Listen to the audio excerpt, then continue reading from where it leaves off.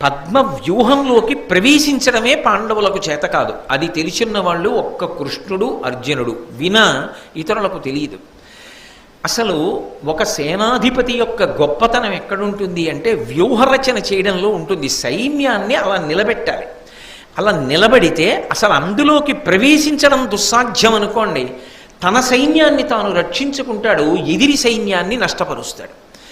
ద్రోణాచార్యుల వారు అరివీర భయంకరుడు కాబట్టి అర్జునుడు లేడు ఇవాళ, ఆయన తెలుసుకున్నాడు, దూరంగా ఉన్నాడు కాబట్టి వెంటనే పద్మవ్యూహాన్ని రచించాడు.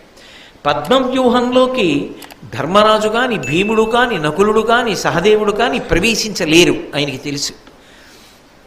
కాబట్టి పాండవుల వైపు విశేషమైనటువంటి నష్టం జరుగుతుంది, అనేక మంది పడిపోతారు. పైగా ధర్మరాజో భీముడో నకులుడో సహదేవుడో పడితే ఎంత